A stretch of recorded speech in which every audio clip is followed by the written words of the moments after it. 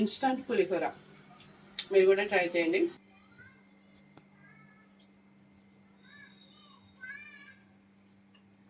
Super.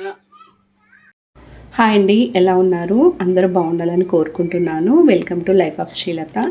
మన ఛానల్ని first time చూస్తున్నట్లయితే తప్పకుండా సబ్స్క్రైబ్ చేసుకోండి, అలాగే ఒక లైక్ కొట్టడం మర్చిపోకండి.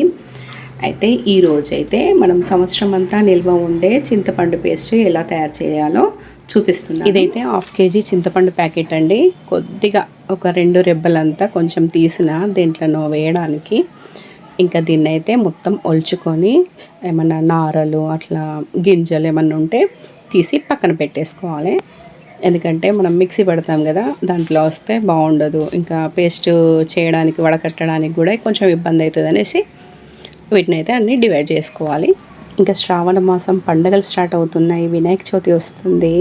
ఇంకా పూజలు చేసి మనము నైవేద్యం పెట్టాలంటే ప్రసాదం ఈజీగా చేసుకోవడానికి ఈ పేస్ట్ ఒకటి ఉంటే చాలు. పులిహోర తొందరగా చేయొచ్చు. ఇంట్లో స్కూల్కి వెళ్ళే పిల్లలున్నా, బ్యాచిలర్స్కి అయినా కూడా, ఇంకా జాబ్ చేసే వాళ్ళకైనా హడావిడిగా ఉంటుంది కదా. ఇంకా అప్పుడప్పుడైతే కూరలు గిట్లా వండకుండా ఈ పేస్ట్ ఒకటి ఉంటే చాలు.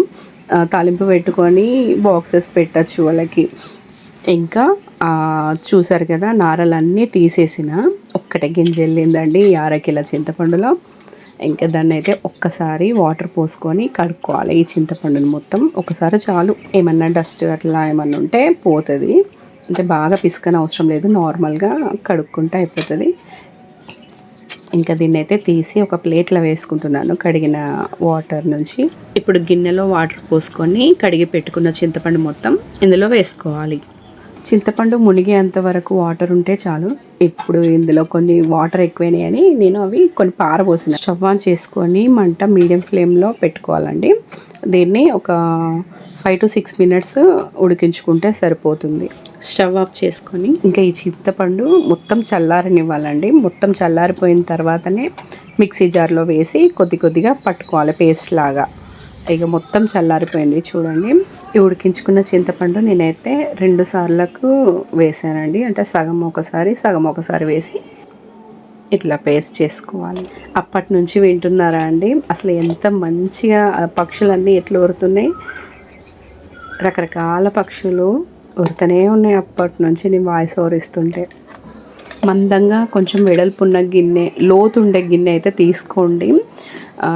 ఈ గిన్నె పైన నేనైతే కుక్కర్ తీసుకున్నాను. ఈ కుక్కర్ పైన జాలి గిన్నె పెట్టుకొని ఈ పేస్ట్ అంతా కొంచెం కొంచెం వేసుకుంటూ ఇట్లా కిందికి పేస్ట్ తీసుకోవాలి. పిప్పి పైనకి మిగులుతుంది అన్నట్టు. ఇంకా మిగతా సగం కూడా పేస్ట్ చేయడానికి మిక్సీలో వేసిన అన్నట్టు. ఈ మిగతా పేస్ట్ని కూడా ఆ జాలీలో వేసి మళ్ళీ ఇట్లా కిందికి ఫిల్టర్ చేసుకోవాలన్నట్టు. ఈ పేస్ట్ని వడకట్టడానికి చేత్తో తిప్పుతున్నాను కదా, అసలు చేయి అయితే ఘోరంగా నచ్చిందండి. అయితే ఒక్కసారి మనం కష్టపడితే సంవత్సరం అంతా ఈజీగా ఉంటుంది కదా. ఎప్పుడైనా అర్జెంటుగా చారు పెట్టుకోవాలన్నా, పప్పుచారు చేసుకోవాలన్నా, ఇంకా పులిహోర చేసుకోవాలన్నా, ఏది చేసుకోవాలన్నా కూడా చింతపండు నానాలంటే అదే తర్వాత చేస్తామే అనేసి కొంచెం బద్ధకం అనిపిస్తుంది కదా. అదే ఈ పేస్ట్ ఉంటే ఈజీగా అయిపోతుంది చేసుకోవడానికి, ఏది చేసుకోవాలన్నా. ఇంకా చూడండి ఈ పేస్ట్ అంతా ఎట్లయిందో, పిప్పి మిగిలింది అన్నట్టు. ఈ పిప్పిలో కూడా కొంచెం వాటర్ వేసి మళ్ళీ బాగా పిసికి స్ట్రెయిన్ చేసుకోవాలి. మొత్తం పేస్ట్ అంతా మళ్ళీ జాలి గిన్నెలో వేసి వడకట్టుకోవాలి. నేను ఇది చింతపండుది చేస్తుంటే మా అబ్బాయి చేంజ్ చేస్తున్నాం మమ్మీ అంటే, నేను ఏదో రెసిపీ చేస్తాను అనుకొని వచ్చిడు నా దగ్గరికి. వచ్చి ఏం చేస్తున్నావు అని అడిగితే, నేను చింతపండు పేస్ట్ రా అని చెప్తే, చింతపండు తినొద్దు మమ్మీ, ఎందుకు ఇంకా గంత చింతపండు చేసి పెడతాను అని అంటాడు వాడు. కానీ ఎప్పుడన్నా యూజ్ చేస్తాం కదా, అప్పుడు ఇంకా ఈజీగా ఉంటుంది అనేసి చేసి పెట్టుకుంటున్నాను. ఇంకా స్టవ్ ఆన్ చేసి చింతపండు పేస్ట్ ఉన్న గిన్నె స్టవ్ మీద పెట్టుకోవాలి. ఇంకో 1 tablespoon పసుపు, ఒక 4 tablespoons సాల్ట్ వేసాను. ఈ గ్లాస్ చూసారా, చిన్న గ్లాసు, టీ గ్లాసు, దాంతో 2 గ్లాసులు తీసుకుంటున్నాను అన్నట్టు. అయితే ఫస్ట్ ఒక 1/2 గ్లాస్ అయితే పోసి కలుపుకోవాలి. మధ్యలో అయితే అడుగంటుతూ ఉంటుందండి. ఖచ్చితంగా మూత పెట్టుకోవాలి, కలుపుతూ ఉండాలి మాటి మాటికి. ఇప్పుడు మిగతా సగం కూడా వేసి కలిపాను. చుట్టుపక్కల అయితే ఘోరంగా చిల్లుతుంది. చేతి మీద కూడా చిల్లి నాకైతే ఇట్లా మంట వచ్చింది. ఇట్లా ఆయిల్ 2 గ్లాసులకి 4 సార్లు సగం సగం పోసుకోవాలి. గ్యాప్ ఇచ్చుకుంటూ వేసి కలుపుతూ ఉండాలి. మూత మాత్రం అడ్డం పెట్టి కలుపుతున్నాను, చిల్లుతుంది అన్నట్టు మస్తు. ఆ చుట్టుపక్కల మొత్తం చిల్లింది, మిగతా సగం కూడా మళ్ళీ పోసాను అన్నట్టు. ఇప్పుడు 2 గ్లాసెస్ కంప్లీట్ అయిపోయినాయి. ఇదంతా మంట మాత్రం చిన్నగా పెట్టుకొని చేయండి, జాగ్రత్తగా చేసుకోండి. ఘోరంగా చిల్లిందండి, స్టవ్ మొత్తం చిల్లింది, నా మీద చిల్లింది. అసలు మూత కంపల్సరీ పెట్టుకోండి. ఇంకా స్టవ్ ఆఫ్ చేసుకొని అయితే ఈ చింతపండు పేస్ట్ని నేను చల్లార్చుకున్నాను అన్నట్టు. ఇది మొత్తం చల్లారిపోయింది. ఇంకా అంతే అండి, గ్లాస్ బాటిల్లో ఎందులోనైనా పోసుకొని మనం ఫ్రిడ్జ్లో పెట్టుకుంటే 1 ఇయర్ ఈజీగా ఉంటుందండి, ఖరాబ్ కాకుండా. ఇది ఖచ్చితంగా మీకు యూజ్ అవుతుంది.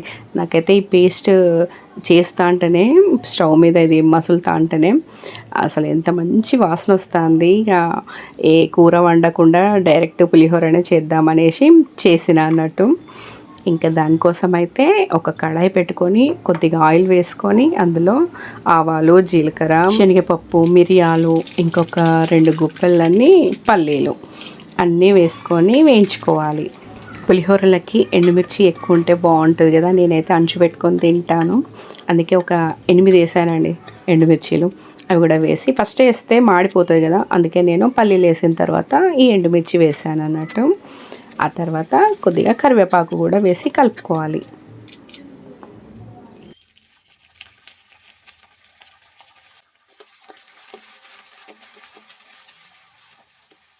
పులిహోరలోకి మెయిన్ అయితే ఈ ఇంగువ అండి. ఇంగువ వేస్తే అసలు ఆ టేస్టే వేరు, అసలు సూపర్గా ఉంటుంది పులిహోర.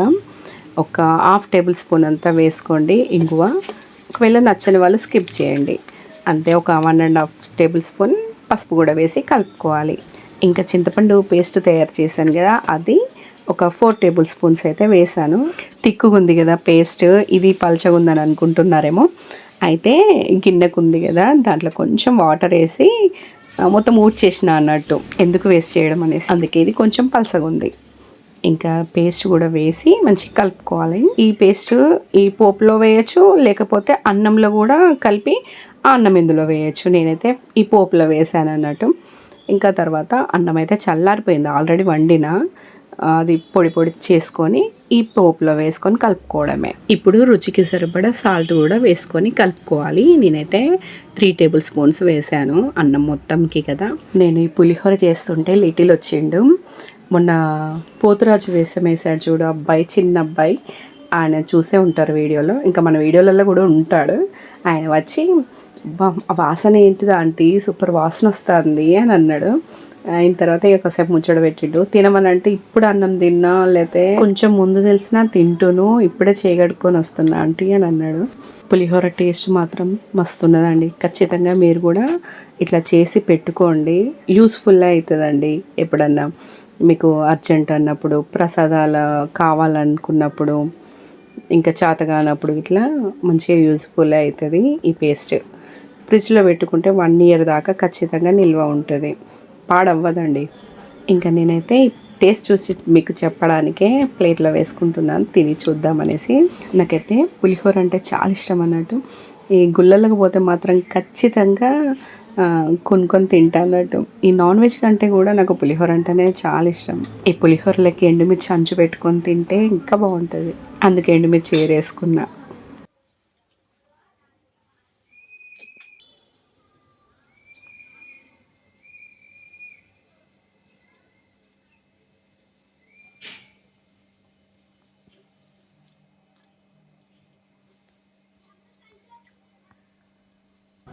మాటలు లేవు, అంత టేస్టీగా ఉంది పులిహోర, చాలా బాగుంది.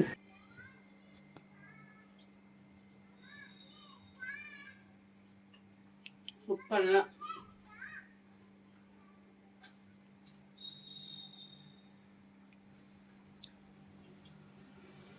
ఇన్స్టంట్ పులిహోర మీరు కూడా ట్రై చేయండి. సేమ్ మనం చింతపండు మసాలా పెట్టి చేస్తాంగా, సేమ్ అట్లనే ఉంటుంది, తేడా అస్సలే ఉండదు.